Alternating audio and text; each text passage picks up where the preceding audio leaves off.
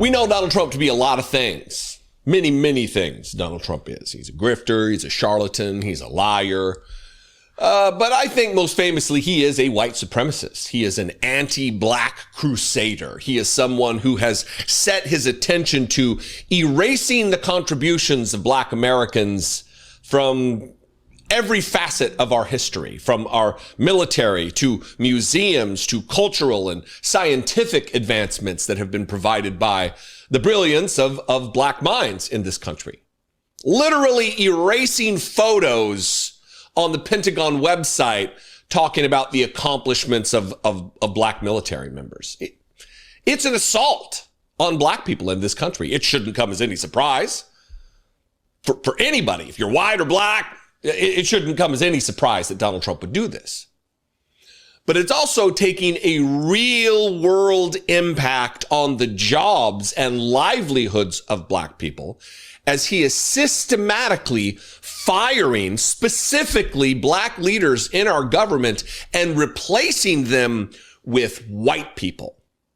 For all of the talk about DEI and that anybody who got their job through DEI was unqualified. It's just a fundamental misunderstanding of what DEI is, first of all. But secondly, it's just an excuse to continue to erase black contribution in this country. You know, guys, it's crazy when you think about the fact that there are some white people out there that are way more woke than some of the black people. But the good news is it's really only 15% of the black population. Now, when it comes to the internet, it may seem like it's more than 15% sometime, but I assure you it's no more than 15%. So that's what you guys are always going to hear me identify them as, the 15%. And for those black people that are actually woke, you guys are going to see exactly what I mean when you read the comments after I make this video, because the comments will be saturated with ignorance. Of course, some of those comments will come from race fans pretending to be black, using the exact same talking points as the 15% to justify their racism, because there's nothing that racists love more than to see black people agree with them. And we see this in boxing all the time. When the 15%, they use all of the race fan talking points to discredit Floyd Mayweather, discredit Jaron Ennis, Devin Haney, whichever BA is considered the biggest threat at the time. Matter of fact, when I first got on YouTube 15 years ago, I was blown away at how many black people were on the internet proud to diss Floyd Mayweather. That really took me by surprise, because I'm thinking to myself, wait a minute, we have the Michael Jordan of the sport. Every other race wants a Floyd Mayweather, right? Every race wants the Michael Jordan of the sport. And we have the Michael Jordan of the sport. And yet you had this 15% that was going out of their way, talking about how much they couldn't stand him. And they would use the exact same talking points that the race fans would use against Floyd Mayweather or any other black fighter, once again, that was considered a threat.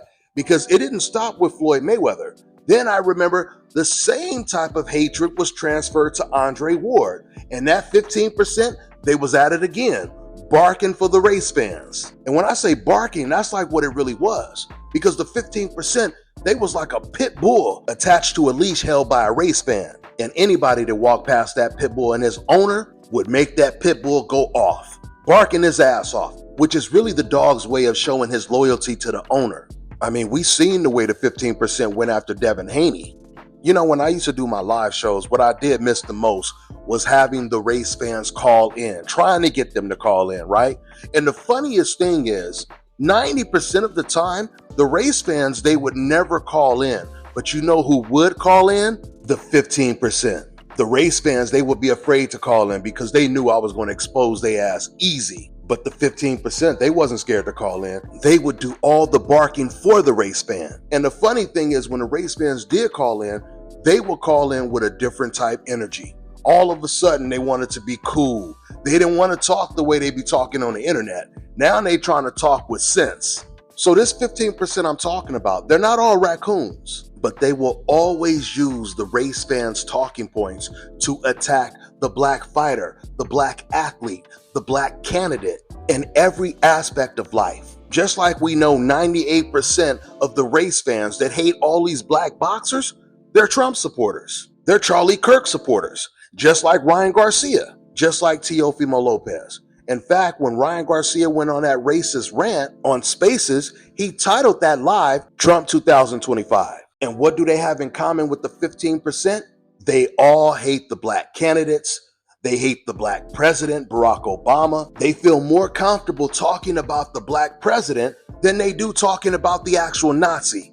Make that make sense. Ice Cube is a perfect example. He comes out during the election just to tell people not to vote, and then he goes on Fox News with, Tucker Carlson. He's hanging out with him, and he talking about how he can't stand Barack Obama. It's like he's waiting for Tucker to pat him on the head. He was willing to do all the barking for Tucker. Kamala, she had a sit down with all the rappers, and Ice Cube was invited, right? It was like Killer Mike and some other rappers. They showed up, right? Ice Cube was the only one that didn't show up, right? Kamala, she wanted to talk to everybody to basically ask them what type of tangibles they want. So once again, Ice Cube, he doesn't show up. But then he meets up with Donald Trump's administration. And once again, Ice Cube was the one basically telling black people, don't vote unless you get what you want, etc., etc. But he had an opportunity to meet up with the black candidate. He turned it down, and he went to go meet with the Nazi. Oh, and by the way, it was D.L. Hughley and Charlemagne. They were also on that Zoom call that Ice Cube didn't want to be a part of. But then once again, he did a one-on-one with Tucker Carlson. And he met up with Trump's administration. He wanted to meet up with Trump directly, but Trump didn't want to meet up with him. So Cube, he had to settle for meeting up with Trump's son-in-law. Just think about that. All the stuff that Ice Cube used to rap about, America's Most Wanted with the KKK in it, he was talking about Donald Trump. Now, once again, this man, he ain't never said nothing positive about Kamala Harris or Barack Obama. But listen to what he says about Donald Trump. You got a point of view about Donald Trump? Well, Donald Trump is what Americans love. Donald Trump is what Americans aspire to be. Rich, powerful, do what you want to do, say what you want to say, be how you want to be. That's kind of been like the American dream. So he looks like a boss to everybody, and Americans love to have a boss. So, that's his appeal to me. And that right there is a proud member of the 15%. Did you see how Ice Cube was cheesing and smiling while he was talking about Donald Trump? I ain't never seen Ice Cube smile that much. This is the same man that will tell black people not to vote for the black candidate, but endorse the Nazi. When you hear the 15% say, man, they both the same. The Democrats and the Republicans, they all the same. When you hear them say that, a lot of them are really voting for Donald Trump. That's just their little way of trying to justify that they're going to vote for the Nazi. Now, it's not all of the 15%, because a lot of them, they really didn't vote and they really didn't care. And see, this is the thing. If you're not a celebrity or a person of influence and you don't care what the consequences are, then it's not as detrimental for you not to vote. But it's the black people that have a platform, that have major influence. Those are the ones that I have no respect for. When they're not only telling black people not to vote, but they're also going out of their way to diss the black candidate while having almost zero smoke for the Nazi. I mean, it just really makes me scratch my head and wonder, what is wrong with these people? If you know that white people, they fought so hard to stop black people from voting, how is it possible that the enemy knows how powerful it is to vote, but the 15% don't know? If it didn't make a difference, why did the white people care so much if black people voted or not? White supremacists were in fear that black people would get rights. And that's exactly what happened when black people started to vote. It's black people, they got civil rights. Listen, to all the woke black people, I'm gonna tell you right now, don't be surprised when you guys go to the comment section and you see the 15% once again flooding the comment section saying that they both the same, they all the same, they all racist, Democrat or Republican, it don't matter. Now, to those people, this is the question that I will ask you. If both parties are the same, how come the Nazis are only supporting Donald Trump? How come the KKK, they only support Donald Trump? I mean, you don't have to be that smart of a person to know that there is a distinction. I've already showed you guys the stats on previous videos. In 2015, hate groups increased by 14%. What made 2015 so special? That's the year that Donald Trump got elected. Now, are there racist liberals out there? Of course. But I can guarantee you, none of those white people that was marching with Black Lives Matter, getting beat up by racist police officers, none of them were Republicans. Those white protesters that was marching with Martin Luther King back in the 60s, none of them were Republicans. Matter of fact, the Republicans were the ones that had the racist signs, the ones that were protesting against the protests. Now, to the 15%. When you say both parties are exactly the same, they're both just as racist. If you were going to get pulled over by the police, would you rather that police officer, that white police officer, be someone that marched with Black Lives Matter or someone who marched against Black Lives Matter? Someone who supports Trump, Charlie Kirk, and wants to get rid of the Martin Luther King holiday? I think we all know the answer if you got any damn common sense. And this is what I mean when I tell you guys, some of these white people, they actually care more about rights for black people than the 15%. It just blows my mind when I see some white people that hate Donald Trump more than the 15% does. In fact, what am I talking about? The 15%, they don't even hate Donald Trump. A lot of them love Donald Trump. You bring up Trump's name around one of these black people I'm talking about, and they'll get all nonchalant talking about him. But bring up Kamala's name, bring up Barack Obama's name. Oh, that's when they blood boil. That's when they start yelling. And it's got nothing to do with policies. I assure you guys that. Because once again, this is the same 15% that hated Floyd Mayweather, can't stand Devin Haney, and they ain't politicians. Then the 15%, they'll say, man, I couldn't stand Barack Obama because he didn't do nothing. He didn't do nothing at all. But what did you ever advocate? What did you ever push for? Did you ever try to contact your local legislators to get some kind of bill or some kind of law passed? Of course you never did, because you never cared about any of that, which is the reason why you didn't vote, right?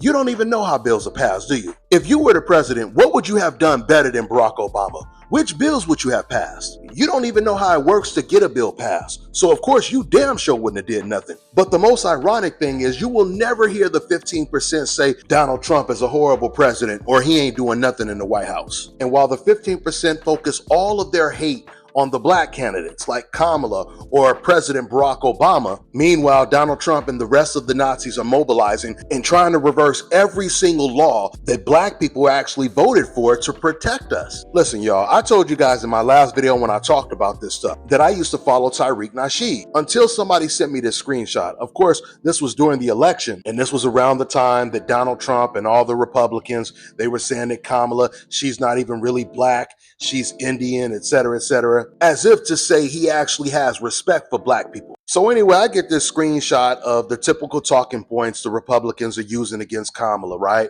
So at first I'm thinking, why did somebody even send me this? I know that they're already saying this about Kamala, but then I look up at the top of who was the one that posted it, and it was Tyreek Nasheed. I couldn't believe it. I could not believe it, because not only was Tyreek telling black people to vote the couch to not vote, but at the same time he was publicly dissing the black candidate, which really means he was telling people to vote for the Nazi, because he wasn't dissing Trump during the election, he was only dissing the black candidate. In fact, it looked so obvious that Tyreek was actually supporting Donald Trump that white supremacists actually reached out to Tyreek and they tried to pay him to continue dissing her, and of course using more Fox News talking points. This is something that Tyreek actually admitted. He admitted that white supremacists have reached out to him, trying to get his support. I'm talking about his full support, because they understood that Tyreek is part of the 15%. I'm bringing all this up to respond to what the 15% said in my comment section when I made a video talking about this before. And I said in that video, they wouldn't reach out to a D.L. Hughley, they wouldn't reach out to a Roland Martin, they wouldn't reach out to me, no matter how big my platform was. But let y'all tell it, y'all said both parties are exactly the same. They reached out to Tyreek because they seen him barking for them. He felt the same way about the black candidate that the white supremacists felt. Now in that video, I told you this is why I listen to people like Roland Martin, D.L. Hughley, and the Defiant Lawyers. That's the name of his YouTube channel. He's an educated lawyer. And the shit that he says, it cannot be refuted. So anyway, going back to Roland Martin, when I brought up his name, oh man, the 15% exploded. And as usual, none of them really had anything bad to say about Donald Trump or Ice Cube, because I brought him up in that video as well. They defended them basically, but when it came to Roland Martin, they had all the smoke for him. And none of them could really disagree with anything that he said. They didn't contradict anything that he said. They just kept talking about how they don't mess with him. They don't rock with him. They don't like him. And just to show you how stupid some of them are, One of them, he left a comment and he said, well, you talking about, white supremacists reaching out to Tyreek. Well, what about Roland Martin? Democrats reached out to him. They paying him. They got him on a payroll. So let me get this straight. You telling me that people are paying Roland Martin to tell black people to vote and vote on the black candidate against the Nazi? Once again, they're paying a black man to tell other black people to vote. Do something that black people couldn't even do before, and they had to fight just to do. Now they can do it for free. And the 15%, they're comparing that to white supremacists reaching out to a black man to basically get him to continue telling black people not to vote. Vote the couch. Isn't this basically what white people did back in the day when they were stopping black people from voting? The only difference is instead of threatening black people with violence or making people pay to vote or even take tests before they even vote, which they used to make black people do to once again obviously suppress and deter the vote, now all white people have to do is pay some black guy to tell other black people not to vote. But let the 15% tell it. The other people are actually paying Roland Martin and other black people to encourage black people to vote for the black candidate. Now, first of all, the 15% who even said this about Roland, they were just making it up. The difference is Tyreek, he actually admitted this. This came out of his mouth that white supremacists have reached out to him to pay him. But I hope it's true that somebody is paying Roland Martin to tell black people to vote, because if that's the case, I want to get paid too. Shit, I hope to God somebody is willing to pay me to tell black people to vote. And listen, man, when it comes to Nasheed, I'm not here to tell y'all not to listen to him. I'm just telling y'all I don't support him. And I will never listen to him again after what he did. But if you guys want to listen to him, hey, that's on you. It don't bother me at all if you guys want to listen to him. Just like it shouldn't bother you if I tell you that I listen to D.L. Hughley, I listen to Roland Martin, I listen to the Defiant Lawyers. But if it does bother you, just please stay off the channel, man. And something else I noticed, it was a couple comments from the 15%. And I know this was coming from, once again, some of those fake race fans, profiles trying to act like they're black. But there were a couple comments where some people were saying, hey, well, Dante, you in Thailand, you shouldn't even be worrying about this stuff. What you talking about? I still pay taxes. Not only do I still pay taxes, but I still vote. There are actually millions of Americans living all across the globe that still pay taxes and still vote. Now, once again, I expect race fans to say something like that. But for a black person to say, hey, man, I don't care what happens in the country, so you shouldn't either. I mean, the shit just sounds so stupid, especially when, once again, it seems like there are some white people that care more about what's going to happen to black people in the country than the 15% does. And listen, man, I done ran into some of these 15% black guys out here in Thailand. And I'm telling you, every single time I start asking them questions, they can't answer any of the questions. They can't answer any of the questions. They can't explain their stance. They react just like race fans. They start completely contradicting themselves because, see, all they have is just one talking point, right? Or a couple talking points. But once you challenge that talking point with logical sense, they have no rebuttal. And they just keep using the same talking point over and over again. Or they will just flat out come out and tell you they don't know. They don't have the answers. And I'm telling you, man, I've had these conversations with multiple people from the 15%, and none of them have any solutions. None of them have any plan B. If you're going to tell people we shouldn't vote until we get what we want, etc., etc., etc., well, what is plan B? And how do you even get everything you want before you vote? I've even had some black people tell me they don't care what black man is in office. They said they're not going to vote for him and they're not going to support him. They said because things ain't going to change. Things ain't going to never change. But once again, they don't have a plan B. I'm telling you guys right now, even if Martin Luther King was running for office, you would still have the 15% saying the exact same things. Because actually there were more black people that hated Martin Luther King than black people that hated Barack Obama. In fact, it wasn't even 15% back then. It was probably closer to 30%. America did a poll in the 1960s on who was the most hated man alive, and Martin Luther King was number one. I believe Muhammad Ali came in at number two. And the 15 or the 30%, they hated Muhammad Ali more than they hated Floyd Mayweather. You know why? Because white people hated him. If all white people loved him, then that 15 or 30%, they would have loved him. You see, the 15%, they're always trying to justify why they don't care about what's going on at all. They don't care about none of it. I'm telling y'all, man, since day one, the reality is the 15%, They never cared if black people got equal rights. When MLK was boycotting the buses, the 15% didn't care. They were sitting there saying, man, y'all just wasting y'all time. It ain't gonna change nothing. Everything's still gonna be the same.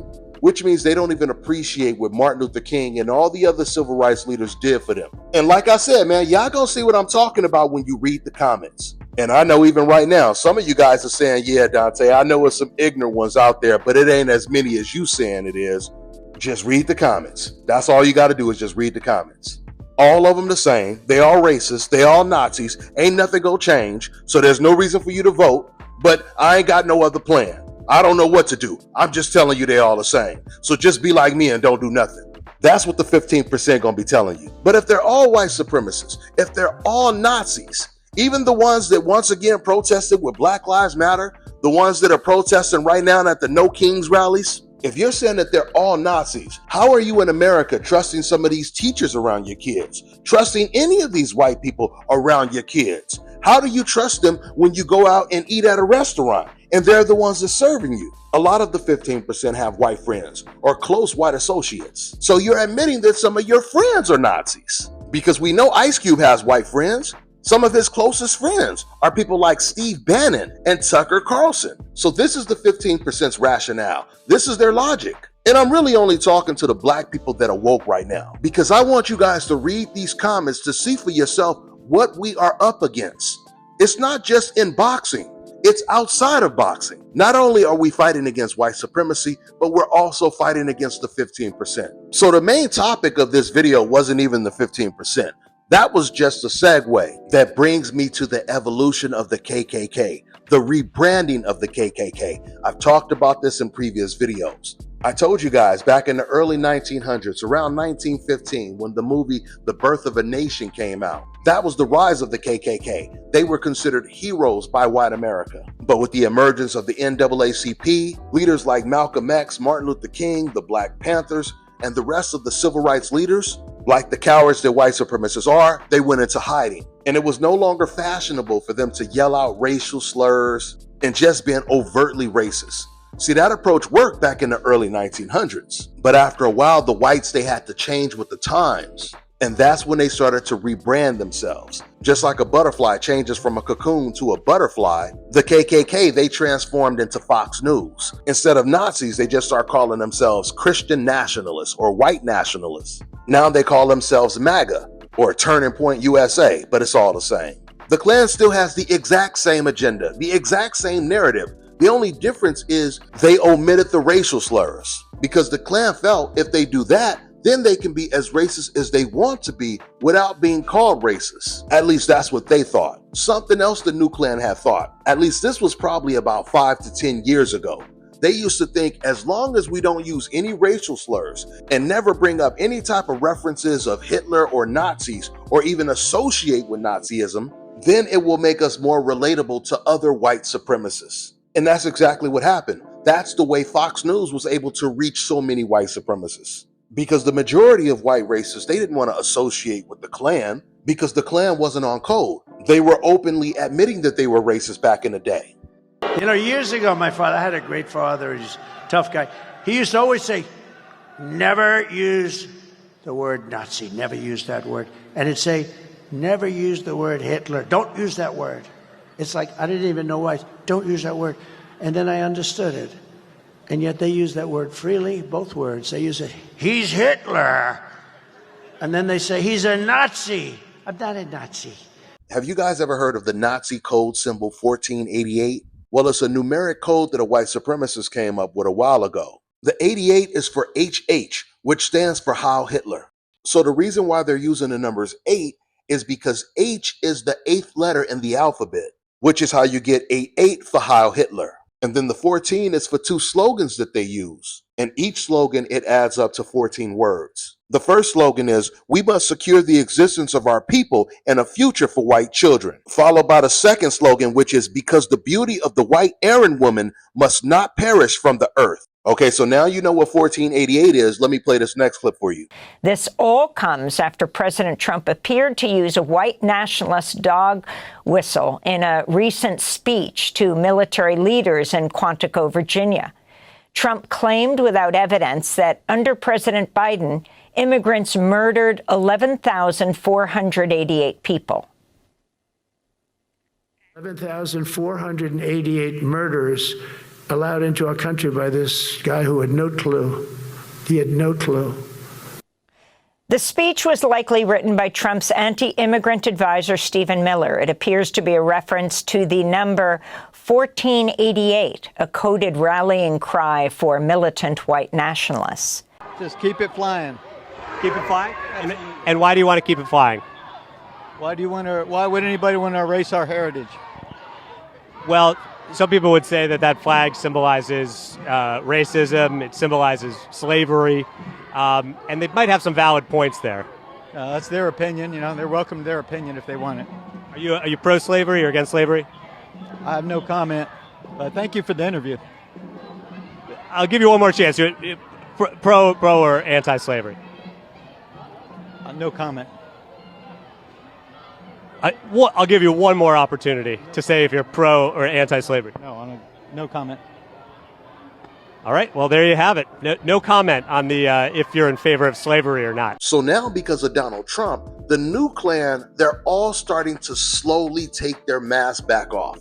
And they're starting to become more comfortable with their overt racism, which is why so many Republicans are getting caught left and right with some exposed Nazi texts. And once again, guys, it's always the non-white guy who's barking louder than even the white supremacists. Which brings us to this guy right here, Paul Ingrassia. President Trump's nominee to lead the office of special counsel, Paul Ingrassia, texted a group of Republicans that he has a Nazi streak, adding that the Martin Luther King holiday should be, quote, tossed into the seventh circle of hell, unquote.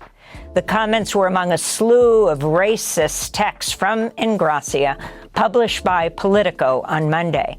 Following their publication, Senate Majority Leader John Thune signaled Ingrassia's nomination is unlikely to be advanced by a Senate committee at a confirmation hearing scheduled for Thursday.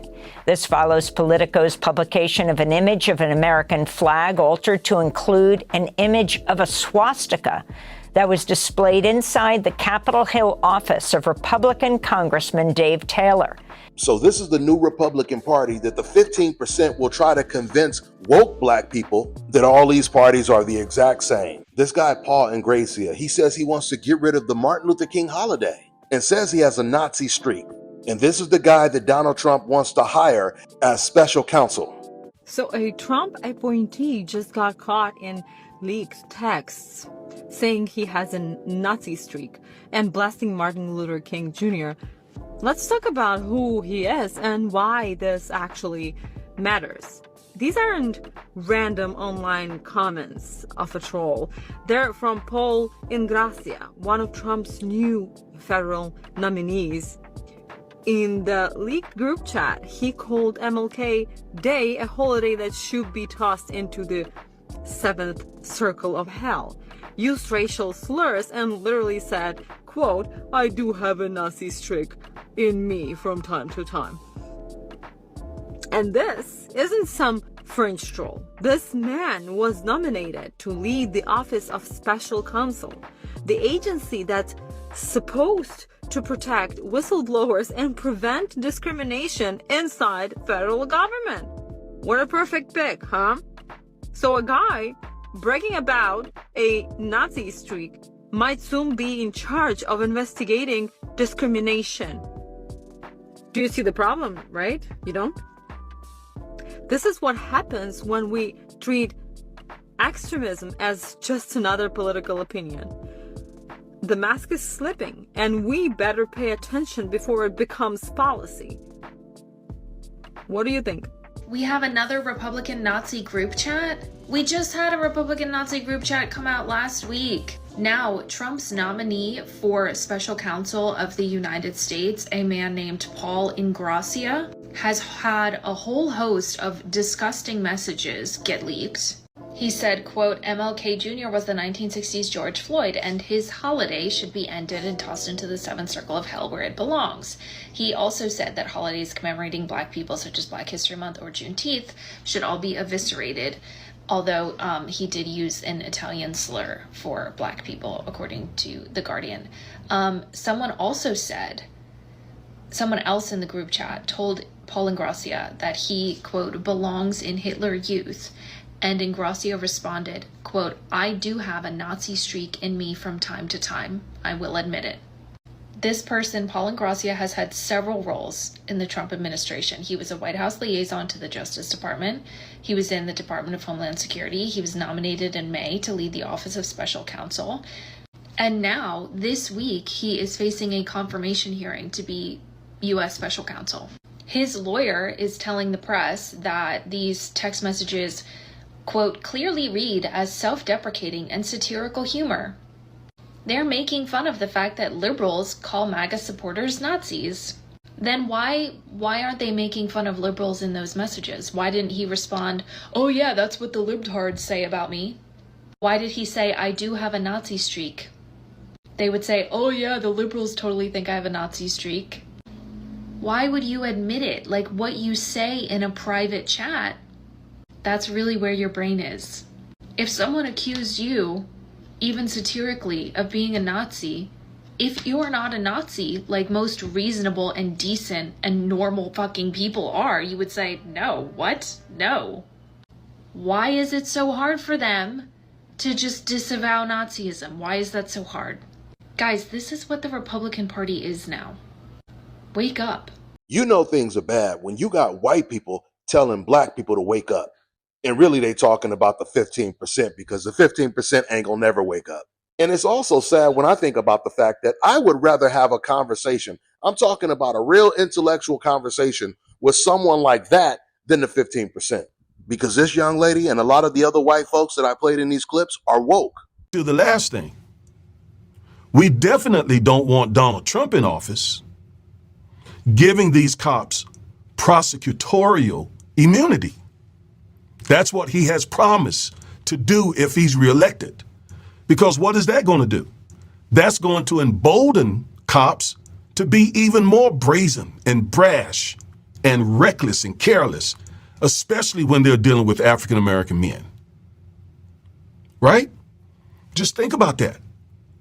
We don't need Trump in office working on giving cops prosecutorial immunity.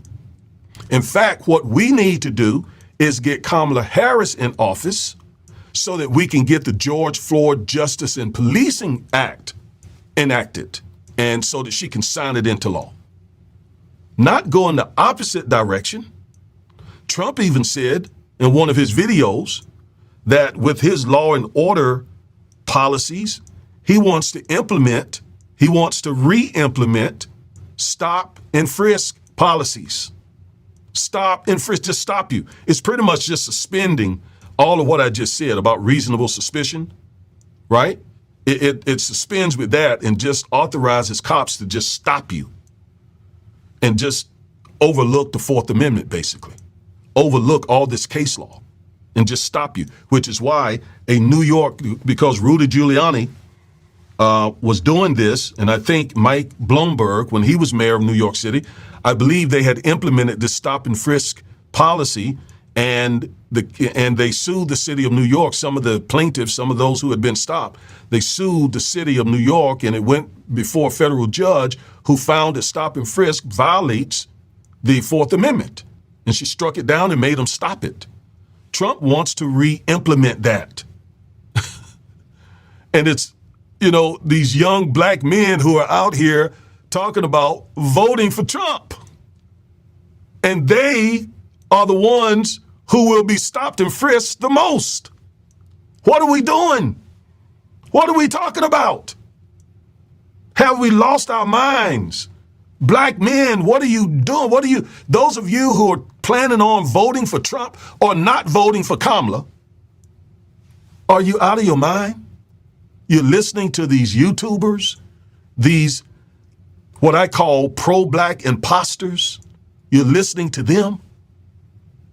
And some of them are out here saying that the Democrats are now blaming Trump for what happened to Tyreek Hill.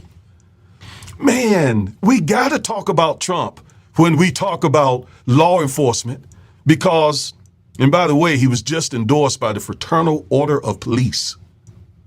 And that really blew my mind because here Trump is a convicted felon and Kamala Harris is a prosecutor.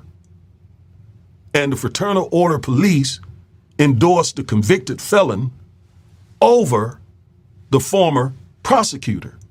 You know what that's called? White supremacy. White supremacy. And that tells you that Kamala Harris is on the right side of these issues.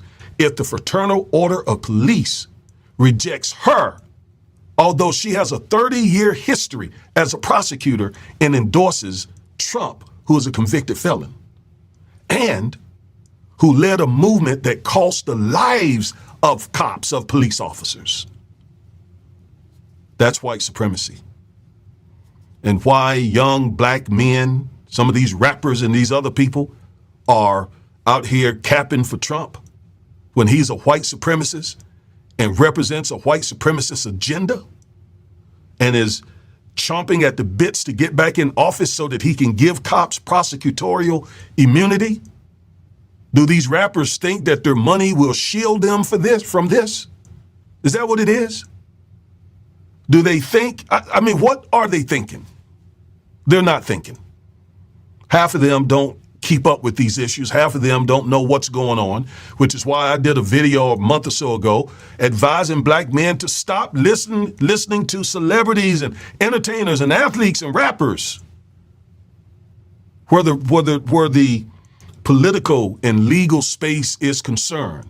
Enjoy their music, enjoy their movies, all of that, but they are not political and legal experts that you should be getting your information from. So we have to talk about Trump when we talk about law enforcement in this country. Absolutely have to, right? Now we're going to follow up with the video soon about Kamala Harris's prosecutorial history. All right, some of you have been asking us to address that. I've been promising you we're going to do it, and we're going to do it. I promise you. And it's not going to be consistent with what you have been told from these pro-black imposters. Just like it hasn't been consistent what you've been told about this anti-Asian hate crime bill, that it was only for Asians. And there's no hate crime bill that has ever been passed or enacted for African Americans. The reason they're telling you these things quite often is because they're repeating what they're hearing. And the source of these things have never sat in a political science classroom. They've never sat in a constitutional law classroom. They've never sat in, many of them, a history class. And yet you out here taking their words for stuff. Are you serious? It is voting the couch and listening to those people. That was why Trump was elected to office the first time. And he's counting on you to do it again. Reject what they tell you because they don't know what they are talking about. I've even had some folks to say, I've dealt with some legal issues in some of my videos, and I've had folks to comment, such and such and such dealt with that and went in details.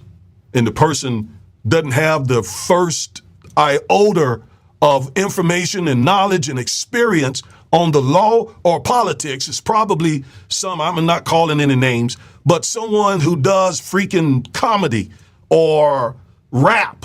And they're going to tell me, a lawyer with 2 decades of practicing law and studying these matters, I've already listened to that from some rapper. That's the reason why they target the black community with this kind of foolishness and disinformation in the first place.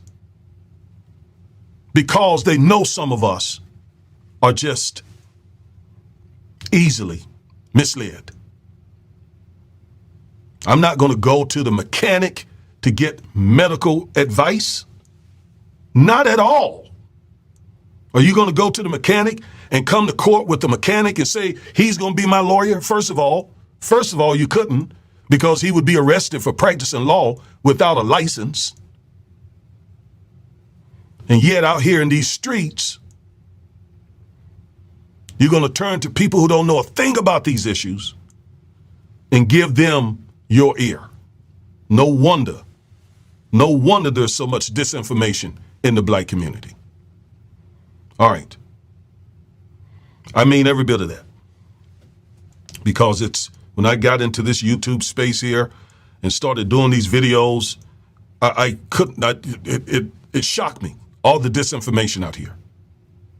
And all these YouTube imposters telling you all to not vote, not vote, not vote, not vote until you get reparations, not vote until this and that. Look, I want to say up front, I understand those frustrations. And I understand that more needs to be done. And why hasn't there been more progress for certain sectors of our community? I completely understand that. That is the basis of critical race theory. But the solution is not voting the couch. That's not the solution. In fact, the solution is the very opposite, impact voting. And it's definitely not voting for the party that has blatantly made it clear that they're all about white supremacy. He's not even trying to hide it anymore, y'all. Elon Musk is now officially running pro-Schmittler ads on X. And before I show the ad, I want to say, if you're still on X and haven't had a good enough reason to leave yet, this better be the good enough reason, or else you got some serious mental work to do. Here it is, folks. What Elon really admires, what he really thinks in literally black and white right here. I don't even want to have to show that on here longer than I have to, but this is really the timeline, the country that we're living in right now. This is the most flagrant whitewashing, sane washing of history we've seen yet. And no offense to Midas Touch, because they are one of the good, reliable news sources out there that actually tell it how it is, but this subheading, why won't Musk tell Yahtzees to shut their mouths? Because he's one of them. And now that he's bought his way up into the White House, what's stopping him from literally just saying, I'm a Yahtzee and I love Yahtzees? We knew that's how he felt. We all knew. And the most horrifying part of all of this is that while this stuff is getting amplified and spread around like wildfire by fascists like Trump and Musk, actual news, actual insights, and literal history is being lost and forgotten. So what I want you to do right now is repost this, save it, send it to your friends, whatever you have to do to boost engagement, because this needs to be spread around. This is literally insane. So we have another texting scandal, and this time it's from a Trump nominee to be head of the Office of Special Counsel. And the texts that I'm about to show you are so bad that I can't say them because the TikTok will suppress the video. You're going to just have to watch them, and then we can come back and talk about them after that. So here we go. I could actually talk about this one a little bit, but read this. He thinks that MLK Day should go back to the 7th circle of hell, or go to the 7th circle of hell, where it belongs. That's MLK Day that he's attacking right there. I can't say this word because I will get limited, so I'm just going to let you read it yourself. Again, this guy is the nominee to lead the Office of Special Counsel for Donald Trump. More stuff, especially that horrible bullshit that I can't say here, where he's talking about Kwanzaa. Oh, he doesn't like Juneteenth either, or Black History Month. More awful racist shit. Look at that. That's someone that Donald Trump wants in his White House. Right there. When these people tell you who they are, believe them. And make sure your friends and family know this too. Show them those text messages if they're Trump supporters. Ask them if they support that. And see what they say. It's time to call this out once and for all for the garbage trash that it is. Anyone who's ever had it understands shoulder pain is no joke. it can keep you up at night. Once it's in pain, it stays in pain all the time. You find yourself popping all kinds of painkillers, and then you find yourself trying to figure out what the problem is. You go see doctors, you go see surgeons, you go see physical therapists, massage therapists. The shoulder in particular has 4 different joints. Any one of those 4 joints can be problematic because you have these different ligaments that wrap around and hold those joints together. And then you have tendons from any one of 20 different muscles that attach to the shoulder blade that can go awry. Muscle and Bone NYC has been around serving many people, getting them out of shoulder pain and all kinds of joint pain since 2012. Contact us at mbnyc.fitness or call us at 917-238-3650. Let's get you out of that pain. All right, now check this out, guys. If you're looking to repair eczema scars, burns and bruises, dark spots and blemishes, the fever blisters, diabetic ulcers, this right here is the perfect product for you guys. It's called Elo Diki Face and Body Oil. Athletes and top-ranking boxers, they're also using it after training to reduce swelling, inflammation, and to ease the pain. So get yours today. Go to elodiki.com, like them on Facebook, and follow them on Instagram. You can just look at somebody and tell them, like, yo, you're not that guy, buddy. You're not that guy. You can look at me and tell I'm that guy. I was born like this. I was blessed with this. I'm always hungry. Just because I'm world champion, don't stop.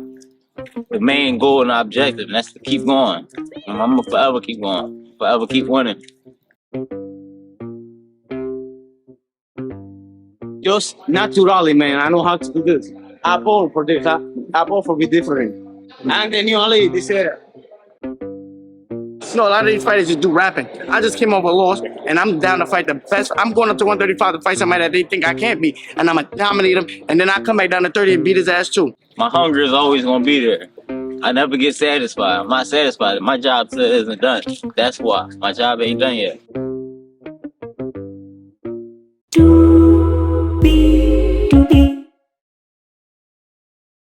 Let me tell you guys about Issa Israel Law Firm. It is a full-service legal practice based in Denver, Colorado, an emerging hub for combat sports and high-altitude training. If you're a fighter inside or outside of the ring and you need a law firm you can trust to fight for you, visit thefighterfirm.com or email help@iilawfirm.com. Legal representation is usually limited to plaintiffs or defendants in Colorado, but iFirm can help anyone in the world with trademarking their business name, logos, and U.S. immigration issues. This brother has been my attorney for a while and helped guide me through all kinds of business and civil issues, so make sure you guys go to thefighterfirm.com.